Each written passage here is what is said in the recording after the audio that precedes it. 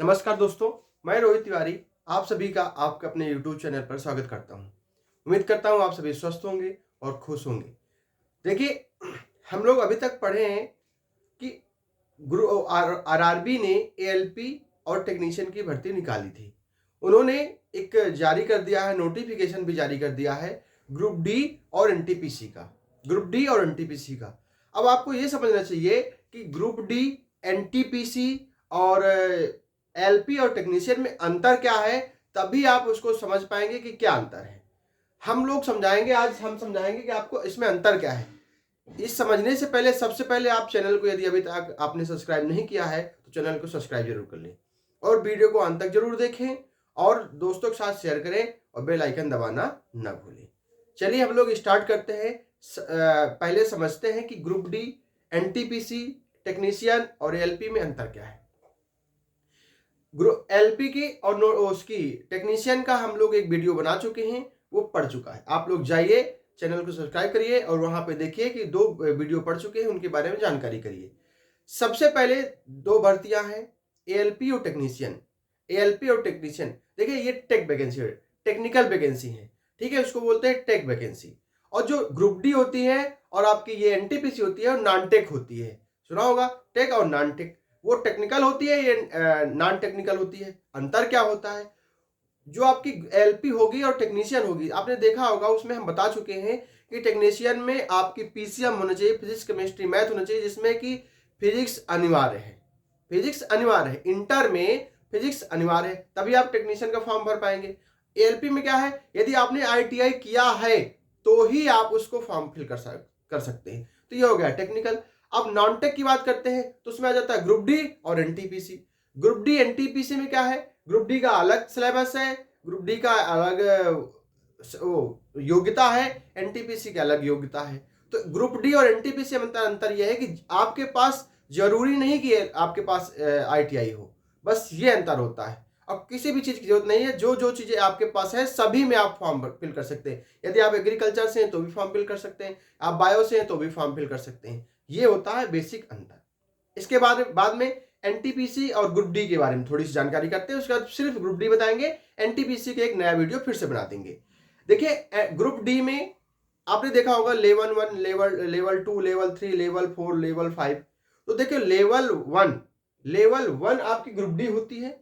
इसमें तो आप लेवल 1 देखा आपने तो देखा कि बहुत अच्छी नौकरी नहीं, जो लेवल 6 की जॉब होगी वो ज्यादा अच्छी होगी, ठीक है। तो लेवल 1 में सिर्फ ग्रुप डी आता है, उसका 2, 3, 4, 5, 6 वो आपकी एनटीपीसी में आता है। उसके बारे में अधिक जानकारी हम बाद में करेंगे। थोड़ा सा और बता दें कि जो एनटीपीसी की लेवल 2 और 3 होती है वो अंडर ग्रेजुएट होती है, और 4, 5, 6 वो पोस्ट ग्रेजुएट लेवल होती है। उसके बारे में हम अधिक जानकारी बाद में करेंगे इस अगले वीडियो में। अभी हम सिर्फ पढ़ेंगे ग्रुप डी के बारे में। देखिए, ज्यादा देर नहीं करते हम लोग, सीधा उस पे आते हैं अपनी जगह पे कि हमारे पास अभी तक का जो डाटा है उसमें ये बोला गया है कि जो ग्रुप डी की वैकेंसी होगी, पिछली बार बहुत सारी वैकेंसी 1 लाख से ज्यादा आई थी, इस बार 25,000 के लगभग। ये है कि 25,000 से थोड़ी ज्यादा हो सकती है, ठीक है। पोस्ट तो आपकी 25,000 से ज्यादा हो सकती है। अब देखते हैं कि फीस क्या है। फीस 400 और 200, आप 250 देख रहे होंगे। 400, 250 में जनरल, ओबीसी और ईडब्ल्यूएस की फीस आपकी 400 है। 400 में जब आप फॉर्म फिल करेंगे तो आपकी 400 रुपया फीस जमा हो जाएगी। जैसे ही आप सीबीटी 1 देंगे, ये वाला पेपर देंगे, उसके बाद में कुछ दिन के बाद में एक नोटिस आएगा कि आप अपना अकाउंट नंबर दीजिए, उसमें अपना roll number, account number login करके आप अकाउंट नंबर देंगे तो आपके 390 रुपया, सॉरी 390 रुपया नहीं, उसमें फीस है 400 और ठीक है 290 रुपया आपके वापस हो जाएगी। कितनी वापस हो जाएगी, मेरे हिसाब से फीस तो 500 होनी चाहिए थी, सॉरी फीस आपकी 500, फीस आपकी कितनी जमा होगी 500, 390 रुपया आपका वापस हो जाएगा। कितना वापस हो जाएगा, 390 रुपया वापस हो जाएगा।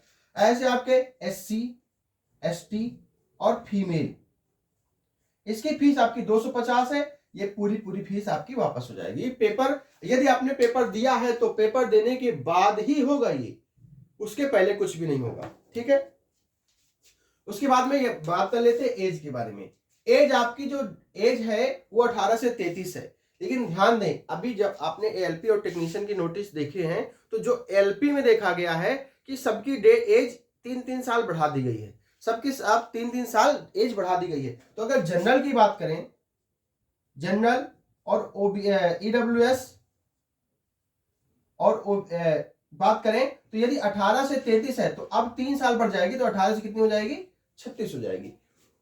ओबीसी को 3 साल का आरक्षण मिलता है तो 18 से कितनी हो जाएगी, 39 हो जाएगी। और एससी और एसटी को हो जाएगी, उनको 5 साल का आरक्षण मिलता है तो कितनी हो जाएगी, 18 से 33 से कितनी हो जाएगी, 5 साल बढ़ेगा भाई, 3 साल तो बढ़ी 36 हो गई, 36 से कितनी हो जाएगी, 41 हो जाएगी, कितनी हो जाएगी, 41 हो जाएगी।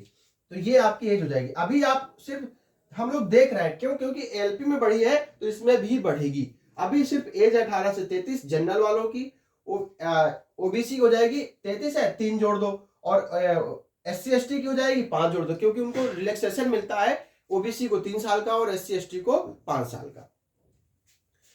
जब 3-3 साल बढ़ाते हैं तो जनरल की ये हो जाती है, ओबीसी की हो जाती है और एससी एसटी की ये हो जाती है, ठीक है। एज के बारे में हम लोग जान चुके हैं। अब हम लोग देखते हैं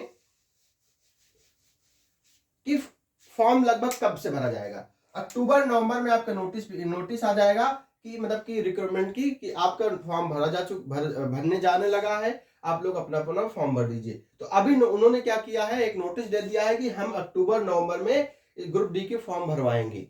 और उन्होंने इतनी वैकेंसी का एक वो बताया है कि हमें इतनी कम वैकेंसी इसलिए दे रहे हैं क्योंकि अब हमें हर साल वैकेंसी निकालना है, इसलिए उन्होंने 25,000 बताया। ये उन्होंने बताया है, अपनी तरफ से हम कुछ भी नहीं बता पा रहे हैं, ठीक है। उसके बाद में हम देखते हैं कि सिलेबस क्या है आपका सीबीटी 1 का। देखिए लेवल 1 जहां पे आ जाए वो ग्रुप डी है, और जैसे लेवल 1 से आगे जाते हैं तो वो एनटीपीसी हो जाता है, ठीक है। अगर सब सिलेबस की बात करें तो उसमें साइंस आती है, मैथ आती है, रीजनिंग और जीए या करंट अफेयर, ठीक है। साइंस आपके 25 क्वेश्चन होते हैं, 25 नंबर के होते हैं, 25 क्वेश्चन 25 नंबर के। वैसे मैथ 25 क्वेश्चन 25 नंबर के। जो मैथ का जो सिलेबस जैसे number system, profit loss, SIS, CI, तो जो उसमें आता है एलपी में वही इसमें भी आएगा, ठीक है।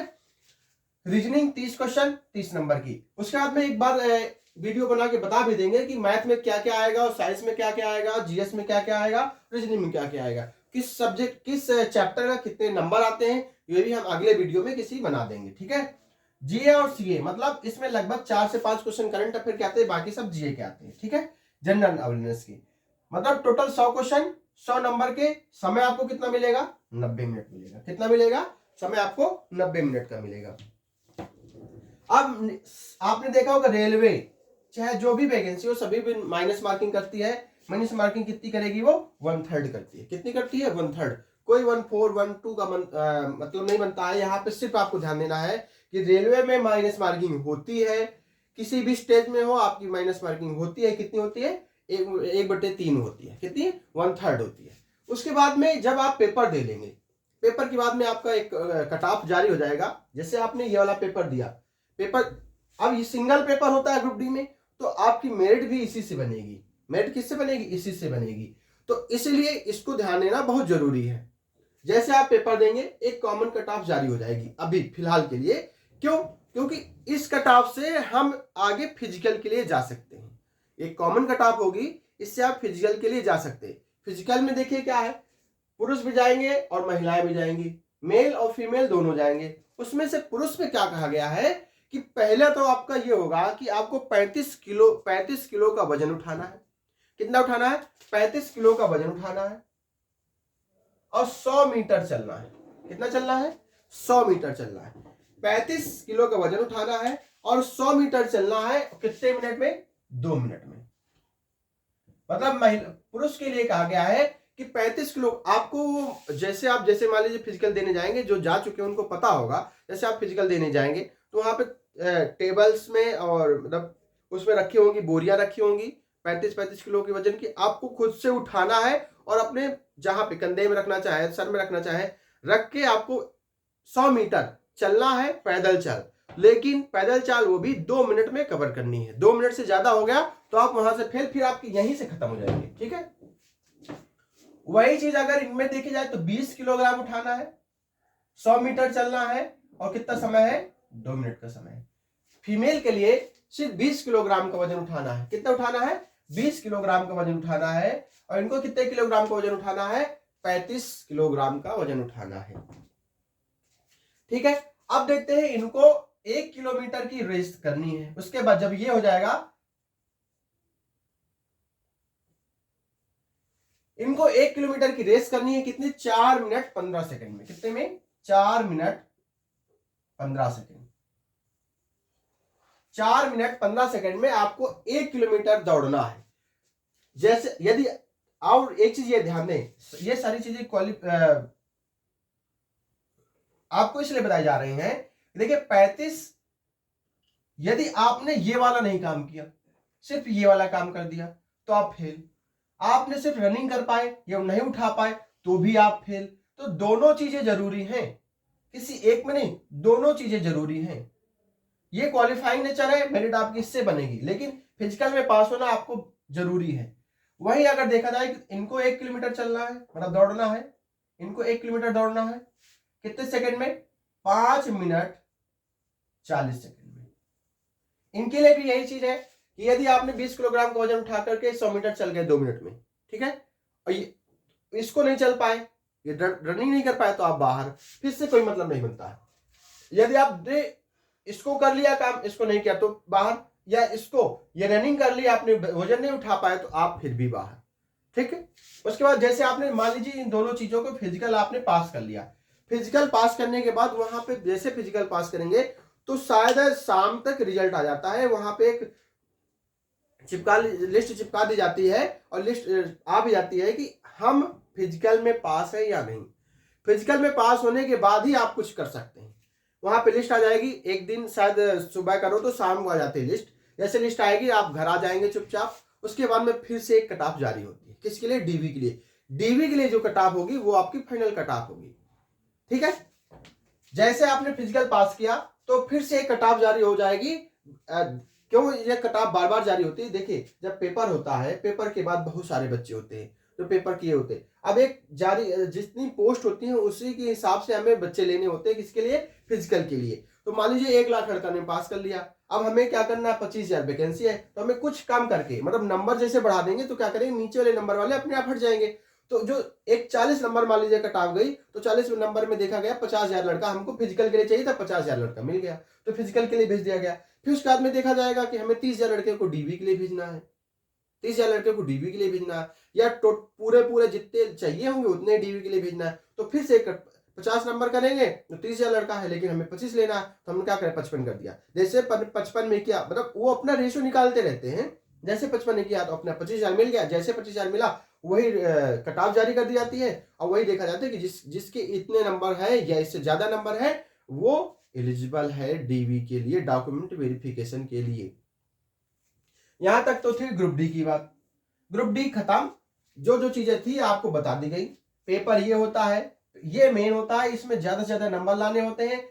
उसके बाद में फिजिकल होगा, आपके कम नंबर है, कट ऑफ में पहुंच रहे हैं, आप यहां पहुंच जाएंगे, उसके बाद में बाहर हो जाएंगे। इसलिए इसको बहुत जरूरी है, ये पढ़ना बहुत जरूरी है, उसके बाद में ये जरूरी है। ठीक है, फिजिकल तो आप आसानी से निकाल लेंगे।